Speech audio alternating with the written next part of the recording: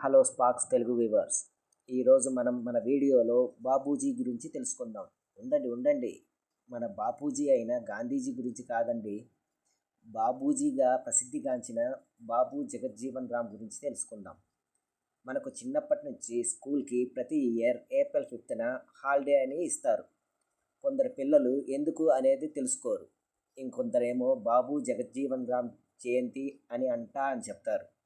కానీ ఆయన గురించి చాలామందికి అస్సలు తెలియదు. కాబట్టి ఈ వీడియోలో తన గురించి తెలుసుకుందాం. ఈయన స్వాతంత్ర సమరయోధుడిగా, సంఘ సంస్కర్తగా మరియు రాజకీయవేత్తగా ప్రసిద్ధిగాంచాడు. ఈయన 5 ఏప్రిల్ 1908 సంవత్సరంలో ప్రస్తుత బీహార్ రాష్ట్రంలోని భోజ్పూర్ జిల్లా అయిన చంద్వా అనే గ్రామంలో వెనుకబడిన చామర్ అనే కులంలో షోబీరామ్ మరియు వాసంతి దేవి దంపతులకు జన్మించారు. బాబూజీకి ఒక అన్నయ్య, 3 చెల్లెళ్ళు. తండ్రి బ్రిటిష్ భారతీయ సైన్యంలో పెషావర్గా పనిచేశారు. కొన్ని విభేదాల కారణంగా రాజీనామా చేసి తన గ్రామంలో వ్యవసాయం చేస్తూ స్థిరపడ్డారు. మన బాబూజీ గారు 1914లో ప్రైమరీ స్కూలింగ్ చదివాడు. తండ్రి అకాల మరణం తరువాత తీవ్రమైన ఆర్థిక పరిస్థితి ఏర్పడింది. 1920లో మిడిల్ స్కూల్ ఇంగ్లీష్ మీడియంలో అభ్యసించాడు. 1922లో ఆర్ఆ స్కూల్లో ఆయన మొదటిసారి కుల వివక్షను ఎదుర్కొన్నాడు. ఆ స్కూల్లో తను ఎదుర్కొన్న ఒక కుల వివక్ష ఉదాహరణని చూద్దాం. పాఠశాలలో 2 నీటి కుండల్లో ఒకటి హిందువులకు మరియు రెండవది ముస్లింలకు విడిగా ఉండేది. బాబూజీ గారు హిందువుల కుండలో నీరు తాగారు. ఇది చూసిన అగ్రకులాల వారు గొడవపడి ప్రిన్సిపల్కి నివేదించగా ఆ స్కూల్లో అప్పటి నుంచి 3వ కుండను స్కూల్లో పెట్టారు. ఇలా అడుగడుగున కుల వివక్షను ఎదుర్కొన్నారు. బాబూజీ గారు ఫస్ట్ క్లాస్లో మెట్రికులేషన్ పూర్తి చేసి 1927లో బెనారస్ యూనివర్సిటీలో చేరాడు. అక్కడ అతనికి బిర్లా స్కాలర్షిప్ లభించింది. అది కొంచెం అతనికి ఆర్థిక వెసులుబాటు కల్పించింది. ఈ యూనివర్సిటీలో కూడా తను కుల వివక్షను ఎదుర్కొన్నాడు. తను ఇక్కడ షెడ్యూల్ కులాల వారిని ఒక సమూహంగా ఏర్పరచుకొని ఉద్యమాలు చేశారు. 1931లో కలకత్తాలోని బీఎస్సీ డిగ్రీ పొంది కుల వివక్ష మరియు ఆర్థిక అసమానతలపైన పోరాడారు. బాబూజీ గారు సుభాష్ చంద్రబోస్ గారు వెల్లింగ్టన్ స్క్వేర్లో ఏర్పాటు చేసిన ర్యాలీలో పాల్గొన్నారు.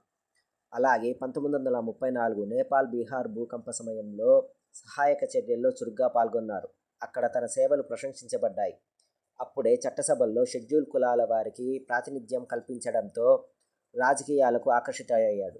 వాటి ద్వారా అయితే అణగారిన వర్గాల అభ్యున్నతికి కృషి చేయవచ్చు అని రాజకీయాలకు ఆకర్షితుడయ్యాడు.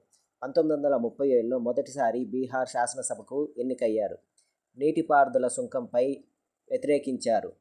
తన సభ్యత్వానికి రాజీనామా కూడా చేశారు. అతనిని ప్రజలను నడిపించలేని వాడిగా, పిరికివానిగా విమర్శించారు. 1940 ప్రారంభంలో సత్యాగ్రహం మరియు క్విట్ ఇండియా వంటి స్వాతంత్ర ఉద్యమాల్లో చురుగ్గా పాల్గొన్నారు. 2 సార్లు జైలు శిక్షను కూడా అనుభవించారు. 2వ ప్రపంచ యుద్ధ సమయంలో యుద్ధంలో భారత్ పాల్గొనడాన్ని వ్యతిరేకించిన వారిలో ప్రధాన నాయకుడు మన బాబూజీ గారు. ఇక తన వైవాహిక జీవితం గురించి తెలుసుకుందాం. ఇక 1933లో మొదటి భార్య చనిపోయిన తరువాత 1935లో ఇంద్రాణీదేవిని 2వ వివాహం చేసుకున్నారు. వీరికి ఒక అమ్మాయి మరియు ఒక అబ్బాయి సంతానం.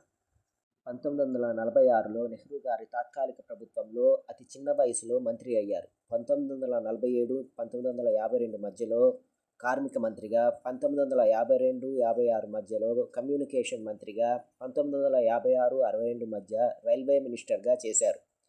1966-70 మధ్యలో కార్మిక, పునర్వాస, ఆహార, వ్యవసాయ శాఖల్లో పనిచేశారు. ఇందిరాగాంధీ గారి నాయకత్వంలో అతను ఈ కాలంలో హరిత విప్లవాన్ని విజయవంతంగా నడిపారు. కాంగ్రెస్ పార్టీ 1969లో చీలినప్పుడు ఇందిరాగాంధీ గారి నాయకత్వంలోని శిబిరంలో చేరాడు. 1970-74 సమయంలో రక్షణ మంత్రిగా ఉన్నప్పుడు ఇండో-పాక్ వార్లో బంగ్లాదేశ్ స్వతంత్ర దేశంగా ఏర్పడడానికి తన వంతుగా ముఖ్య భూమిక పోషించారు. 1977లో 5 ఇతర నాయకులతో కలిసి క్యాబినెట్కి రాజీనామా చేసి అప్పటి ప్రభుత్వానికి వ్యతిరేకంగా నిర్వహించిన ర్యాలీలో పాల్గొని ప్రసంగించాడు. 1977-79 మధ్యలో జనతా పార్టీ ప్రభుత్వంలో మొరార్జీ దేశాయ్ ప్రధానిగా ఉన్నప్పుడు ఉప ప్రధానిగా చేశారు. 1952 నుంచి 86 వరకు బీహార్లోని ససారాం నియోజకవర్గం ద్వారా ఎంపీగా వరుసగా ఎన్నికయ్యారు. చివరకు 6 జూలై 1986లో అనారోగ్యంతో 79వ ఏట మరణించారు. బాబూజీ గారి అంత్యక్రియల స్థలం తన్మయి స్మారక చిహ్నంగా మార్చారు. అతని జయంతిని భారతదేశంలో సమానత్వ దినోత్సవంగా జరుపుతారు. ఇదండి బాబు జగ్జీవన్ రామ్ గురించి బ్రీఫ్గా. Thank you. Please like, share and subscribe.